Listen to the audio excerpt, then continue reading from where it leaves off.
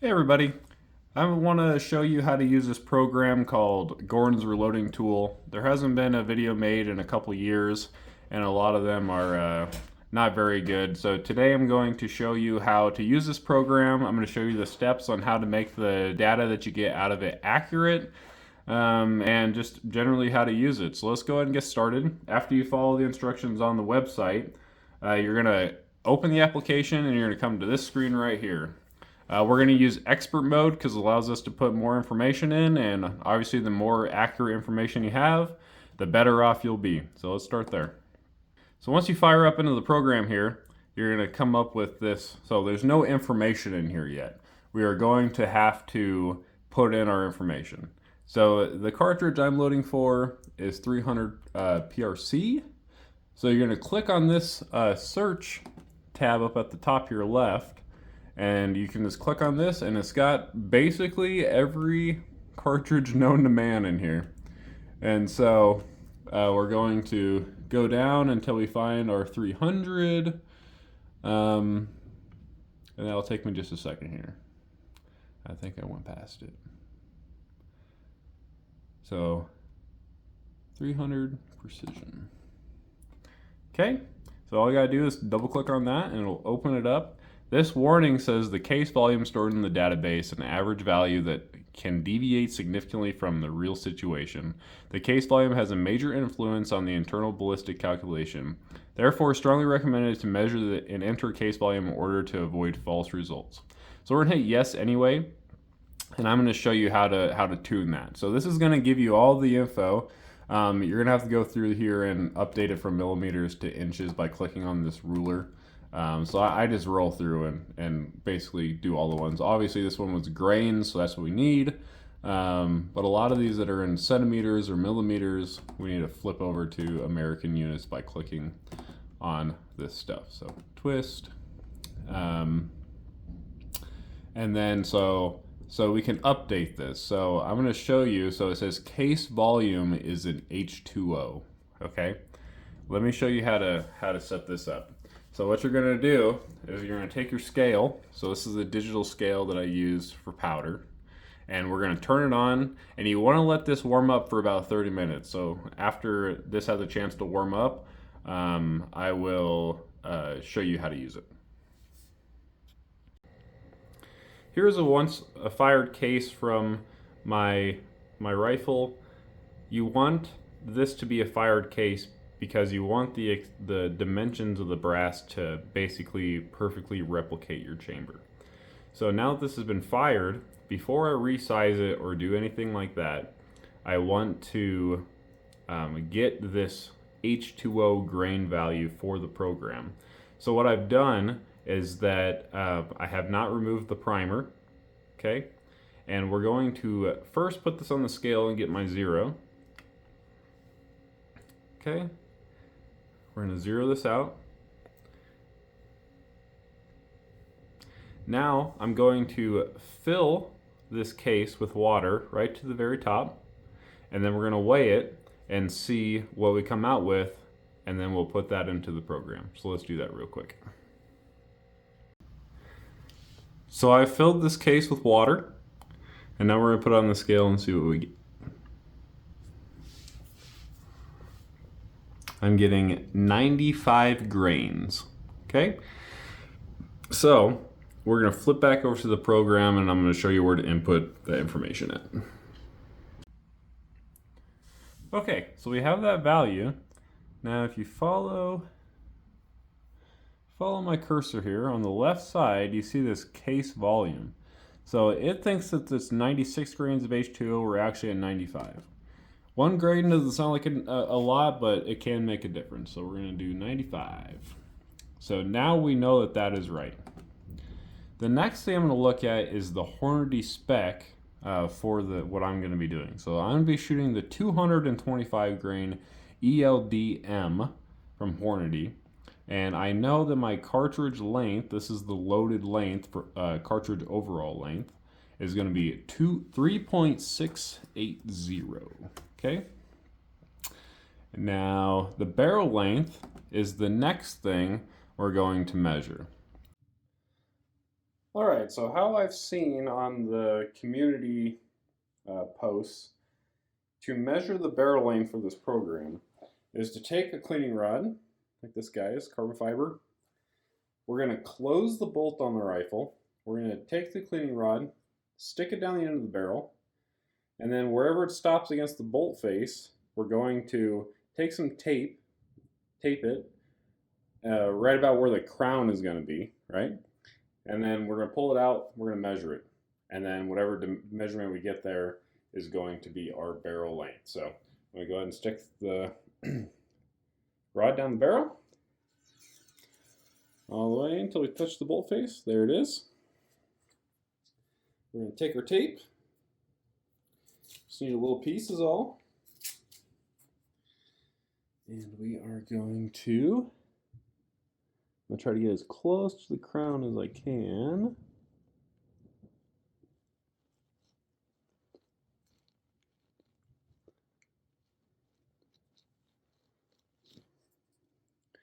And so from that, at least where my eyeballs are, I know you're not on a perfect angle, but to that, we might be, it's really close, probably plenty close enough. So now we're going to pull the cleaning rod out, and I'm going to take my tape measure, and I'm going to measure to that tape.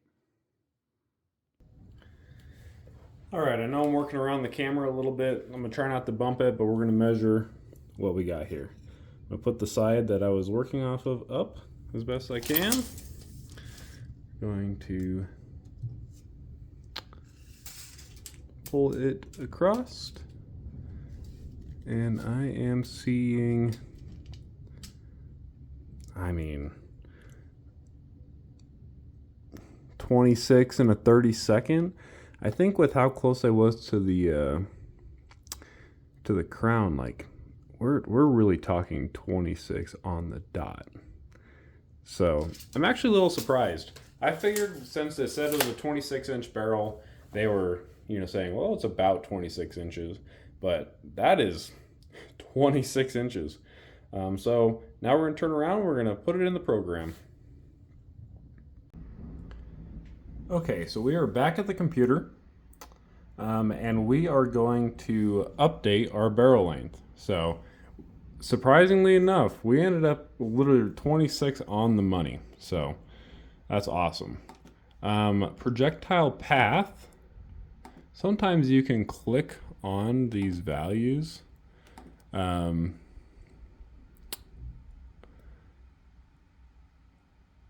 So the effective projectile path is the distance for the projectile travels down the muzzle.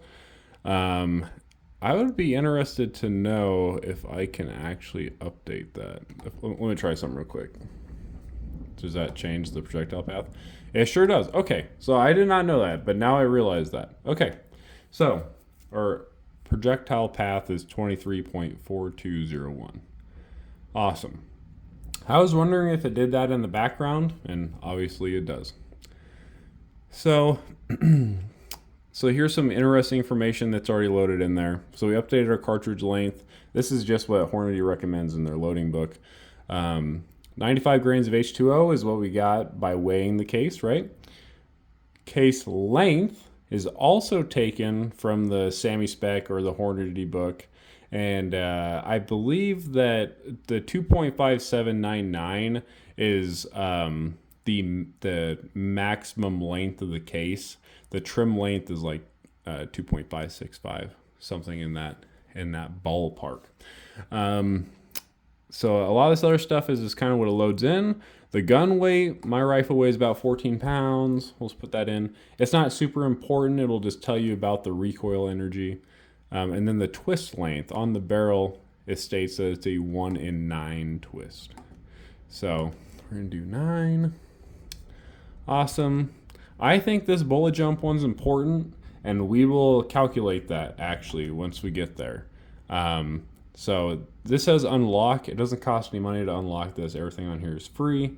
So we're going to read and understood. Unlock it means that this is like, hey, like this is going to throw some stuff in there. So please don't forget to update that info. Okay, so right now it's disabled. And we will I'll show you how to get that value.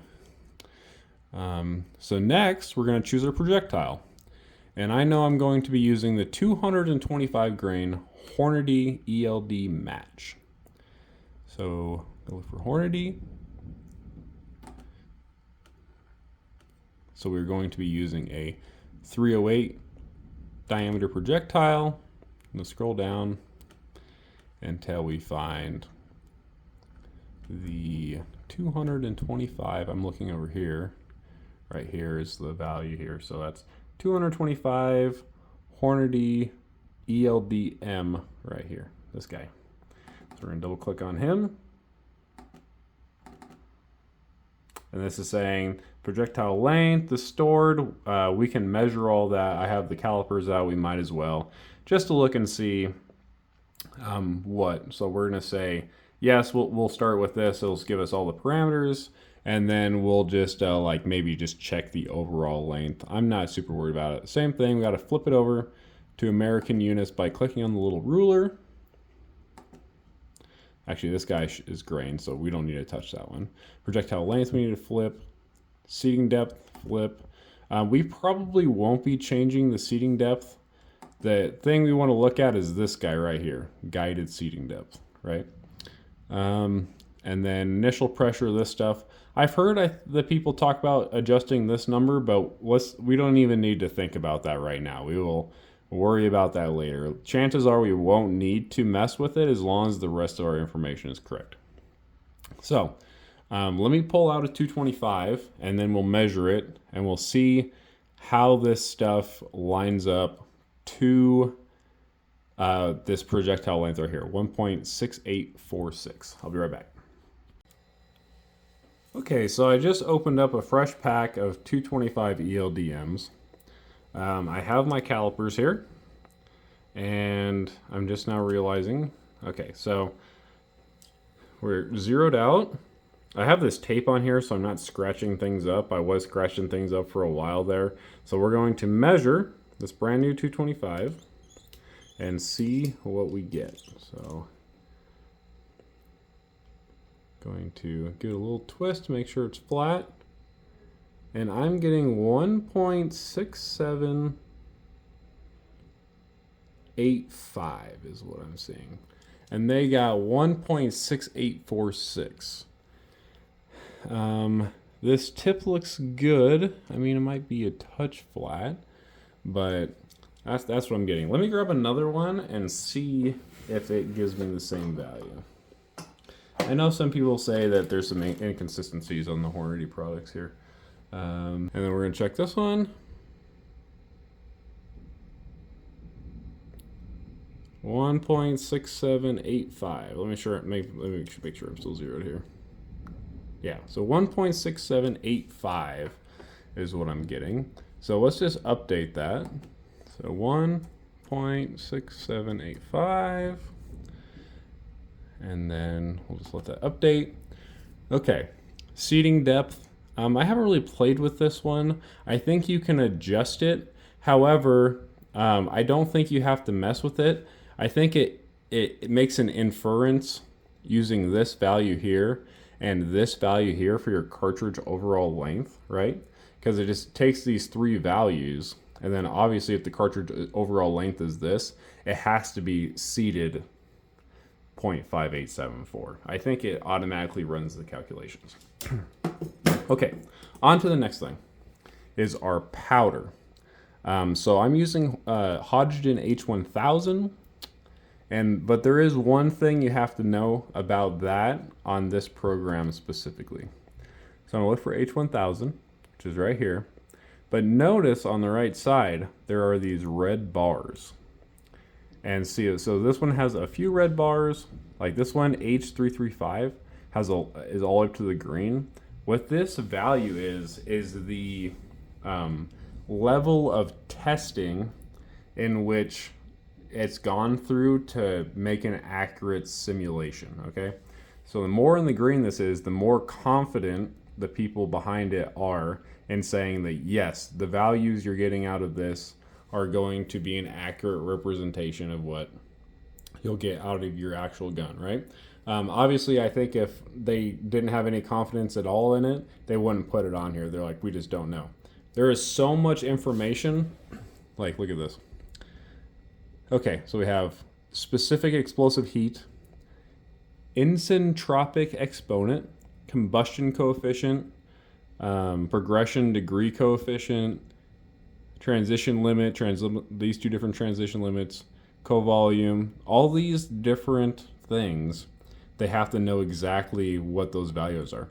I couldn't tell you how they do that, and I think it's more of a manufacturer, like the people that make it, know this stuff.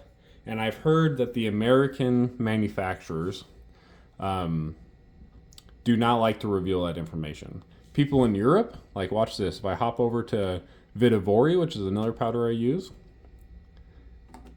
all of these, or a lot of these, are like super high in the green. Like this one, N1470, is like perfect. You know what I mean? Like, look at how awesome that is. A lot of the European manufacturers will literally just give them the info, and so we don't have to guess, right? A lot of this stuff that have these really low values is one of the community members or somebody trusted doing the best they can with what they have to give you the information. So what I recommend is, if you're using one of these that have a low value, like let's say 568 or H1000, which is what I'm about to use, you need to probably just, like, if you hop over to Hornady's book, you know, that they have online, you could shoot a lower grain weight, as what Hornady would consider a safe charge. Just keep that information and input it in the program. And if what you're getting out is for speeds over your chronograph is what it's also telling you, I would say it's pretty safe to use. But if you're having a big discrepancy, then I wouldn't trust it so much, right? So we're gonna do H1000. Awesome. So now we have all of the crucial information. There's nothing to change in here. The only value change here is your powder mass, right? Because I don't have any information in order to change. You could, I guess, change your powder temperature depending on whatever the temperature in your room is whenever you load it. But the only thing you're mainly going to change is your powder mass, right? So now that we've done all the work to get to this point, we are able to use the program. The one other thing we got to do is bullet jump, and we'll jump into that right now. That was not supposed to be a pun, but it was. So let's talk about bullet jump just for a second here. So what it is, just to make sure that we're all on the same page here, is how far does the bullet move? Because when the primer ignites, it typically has enough pressure before the powder even really starts to burn extremely rapidly. It usually has enough pressure to push the bullet forward. And before the rifling, there's this section of the barrel called free bore, and there's no rifling or anything, and that bullet can freely move through that section, right? Before the bearing surface, let me show you on the bullet. So here's the bullet. This whole tapered section up front here will never contact the rifling. The only section that actually comes in contact with the rifling is called the bearing surface. And that's actually this, like in between my thumbnails here. This is the bearing surface. The boat tail will never touch, and up here will never touch the rifling. It's right here. So whenever the round fires, it's going to jump, right? Bullet jump, until it hits the section right before the bearing surface. And that's when they call it the lands, but it's where the rifling begins, will touch the bullet, right? So that distance from where it's sitting in the cartridge to where it jumps and stops on the rifling is called bullet jump before we can start really building pressure. So what we're going to do is we are going to load this case long, this bullet very long in the case, and then we're going to use the rifle to set the tension. So we're going to have it too long for the rifling. We're going to slam the bolt closed, and that'll push the bullet deeper into the case, and then we'll know the overall length to where it actually touches the rifling. Okay, so I have this loaded extremely long. We're going to check how long it is right now. It says 3.8770. And so now we'll put it in the gun, we'll slam the bolt closed, and then we'll measure how far it pushed into the case here. So we're taking a measurement ahead of time to know that whenever we close it, that something happened. Because you can load this too far into the case, and you'll close it and open it back up, and it won't change because it never touched the lands. Okay, so I just put the case in the gun and slammed it closed. And then I retrieved it. And what I ended up with here is 38060, right? Because the tip of this bullet has a little bit of deformation to it, I'm going to use my comparator. I'm going to measure how far it is from base to ogive. I'm going to pull this bullet, I'm going to grab another bullet, I'm going to repeat the process, and if we can get approximately the same number, then I'll know it's consistent, and then we have a place to start from. So using the comparator, I got 3.0395 exactly for base to ogive. So I'm going to pull this bullet, I'm going to repeat the process with another bullet, and then we're going to see if we get the same value by using the same method. And then if that is the case, then we know that that is truly where the rifle is jamming at. So I just did it the second time around, and I came out with 30430. The first time I got 304 on the dot. This time I got 30430. I think the better option is to go with the longer of the two. So we're going to go with 30430. I'm going to write that down, and then we're going to measure a cartridge that I already have loaded, that's loaded to my spec. We're going to measure base to ogive. We're going to subtract that value from 30430, and that will be our jump, if that makes sense. So let's go ahead and get into that. All right, so I just sat down and did the math. I compared a loaded cartridge base to ogive that has an overall length of the 3.68 overall length that Hornady is specifying in the book versus the base to ogive of the cartridge that I found the lands on, right? I jammed it into the lands. The difference on my rifle, which I know is a lot, but my rifle does have a lot of free bore, is 123 thousandths of jump. So now I have that exact value, so I can do a point, and that is my bullet jump. That is in millimeters. I need to make it to inches. So 0.123. So 123 thousandths bullet jump. So we have basically every value that is important. This gas leakage, I don't really know. I haven't really played with that one yet. It hasn't seemed to be necessary yet. So I'm not going to worry about it too much. And this should be enough to get you started, okay?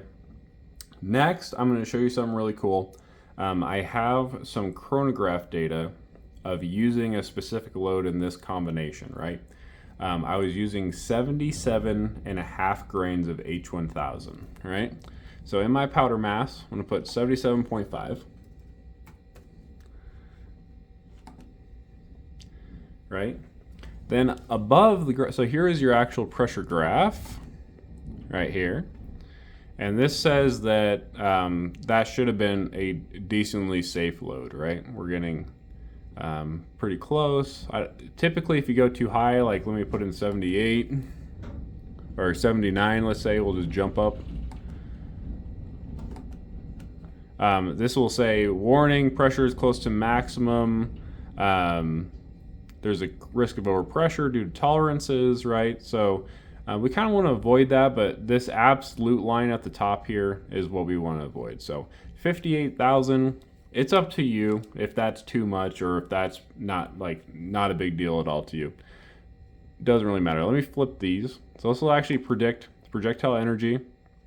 This will predict muzzle velocity, and all that good stuff, right?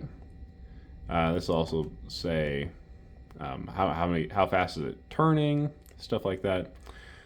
So like I said, we're going to go back to what I had. So 77.5. Okay. So look at this velocity here. 2781 or 2787.1 is its predicted velocity. And whenever I actually shot this load, I ended up at like 2799. So we are within what, 13 feet per second, 12 feet per second of this simulation to the actual load data. So that tells me that we're extremely close. Even though the certainty on the H1000's chart there is a little low, I came out with the right value. The other thing is that this will show seating depth here. Let me actually change this. So I was at 3.6855. So 3.68.55. I'm sorry, not 0.55. 3.6855. And so that will change the number just a little bit. But so it says I should have dropped a little bit to 2785, right? I actually want to see what it would do if I change this. So I had one value that was like 30 thousandths different. So let's just go 120. See if that fixes my velocity. So that bumps me up to 2785. It didn't make that much of a difference. So we're within about 15 feet a second of what I actually got out of the rifle.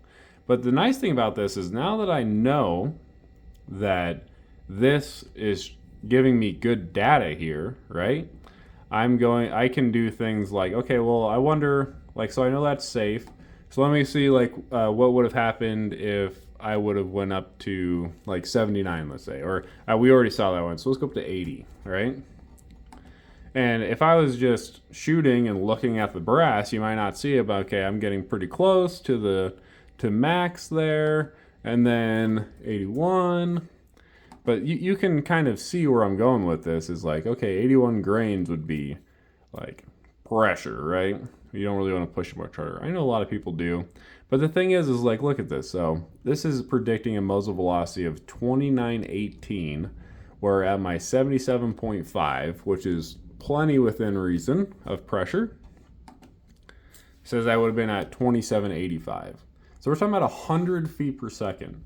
Is it worthwhile to push the brass that hard, probably wear it out faster, for 100 feet per second?